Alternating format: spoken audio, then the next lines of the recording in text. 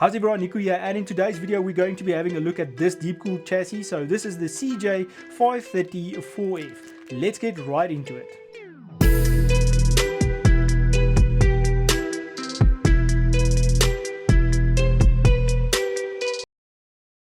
Alright everyone, so my videos are far and few between, but they are being released and they will gain momentum as we go on. If you like tech videos, please consider subscribing to my channel and then also giving a like. So I would like you guys to also go to the comment section, tell me which features you enjoy the most of this case and which ones you dislike the most of this case. But let's dive right into this case and see what it's all about. So let's get to what you get inside of the box. Firstly, you obviously get the chassis and you get a little accessory bag. Let's quickly see everything that we get inside of there. So you get a little bit of paperwork, as we can see right there, and then you get another Ziploc bag in a Ziploc bag, and let's see what we get in there. So you just get a couple of zip ties right over there. I don't know if you guys can see that. Yeah, it's a couple of zip ties over there, and then we get our mounting hardware and one of those little socket adapter type things that goes from Phillips to socket. But yeah, there's the screws and stuff, and then that's the little adapter type thing. So how we're going to do this is I'm going to go panel for panel again, show you guys what you can expect, and then lastly we will show everything that it supports. So let's start off at the side panel. So the side panel is a tempered glass panel and it is fastened by two thumb screws. So let's quickly loosen that. They are not tapered, or what do you call that? You know, they come out, so you need to check where you put them, not lose them. So it's basically like that. You just pull it a bit.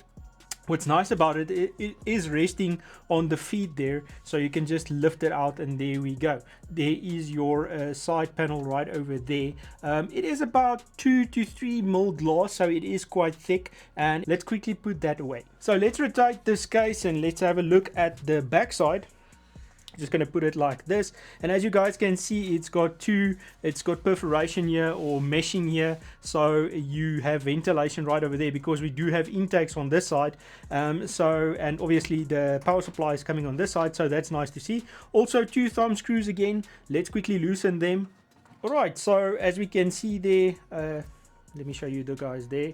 As we can see, there is the perforation or the meshing, as you guys can see, but unfortunately there is no dust filters on this side. I would have liked the inclusion of dust filters, yeah, just to make it easier or keep the dust out as far as possible. But yeah, that's basically that side. Alright, so having a look at the bottom of the case, we've got nice big feet, and they are rubberized, so they won't shift or move around. And then here at the bottom we do have a dust filter. Let me just get it off. It is also magnetized, as you guys can see there, is magnetized, so yeah, that's cool. Right, moving to the top of the case, we do have another filter right over here, and it's got this little cool pull tab that makes it easier to remove that. As you guys can see, we've got the pull tab there, and yeah, it's a nice big dust filter to keep out all of the dust from the air being sucked in. So having a look at the front I/O, we've got a USB-C, we've got two USB 3s, we've got a mic audio jack combo, we've got a LED. Now this LED is to change the lighting in your case for the pre-installed fans, and then we've got a power button. So having a look at the back of the case, we can see that we have 7 PCIe slots, and then we do have a 120mm fan installed right here at the back. We also have our place for a power supply and enough ventilation on this side as well. So coming to the front of this case, it's also a tempered glass piece, and I'm also going to quickly unscrew it, and then I'll show you guys how it screws in. Alrighty, so with it unscrewed, you can just lift it out of the spot that it is in, as we can see there.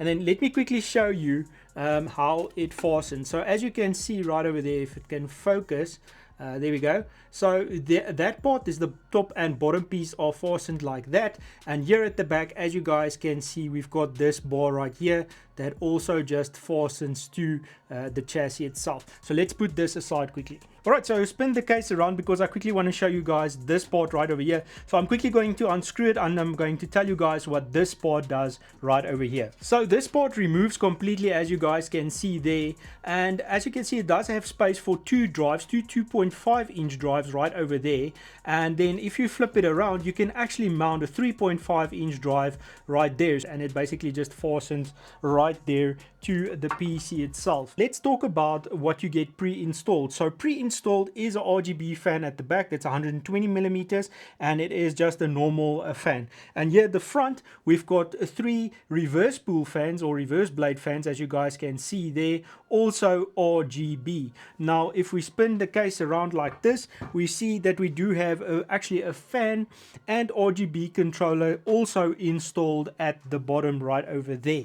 So let's have a chat about radiator support, fan support, and then as well what graphics cards you can put in this, and the size of your coolers and all of those sorts of things. So let's start here at the back. As you guys can see, we do have support for 120 millimeter fans right here at the back, and I think you can also do 120 millimeter radiator if you so choose. Moving to the front of the case, we actually have support for 320 millimeter fans. We also have support for 240 millimeter fans, and coming to radiators, we've got support for a 280, a 240, and then a 120. So having a look at the support for the bottom part of it, as we can see, we do have some screw holes right here, and you can actually fit a hard drive right over here. Additionally to that, to the hard drive, you can also do 220 millimeter fans. If you opt not to do the hard drive, you can do 320 millimeter fans, or you can do 240 millimeter fans. For radiator support, you can do a 360, a 240, or 120. At the top, we do have support for 320 millimeter fans or 140 millimeter fans. For radiator support, we can support 360, 280, 240, and 120 at the top as well. Now getting into what this case can fit, right here at the back where the power supply comes, you can actually fit up to 210 millimeter power supplies right over there.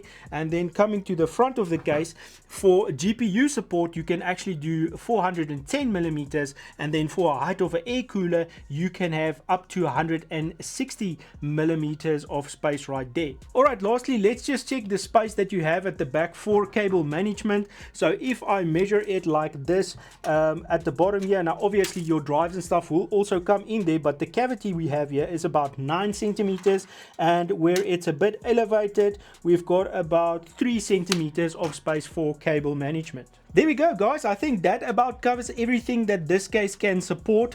My thoughts on it: it's very well built, it's very sturdy. I like that the metal that they used is very thick, so it feels solid, and I won't have any problem of putting my expensive parts into this chassis. It is very budget friendly, even with the fans and controller, and in South Africa you're looking at around 1,600 Rand for buying a case like this. Alright, so what I would like to see improved on the case is basically the front panel. I would like it to be easier to remove the front panel than it currently is, and then also rubberizing. I don't know why Deepcool never puts in rubberizing to hide the cables and stuff. I think some rubber grommets would be amazing improvement, or even to help the case. I know this is a budget case, but I mean, what can a few rubber pieces cost extra?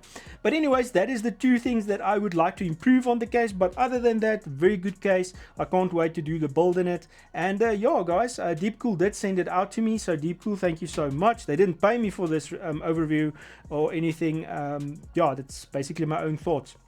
Anyways, I hope you guys enjoyed the video, and I'll check you out in the next one. Cheers, everyone.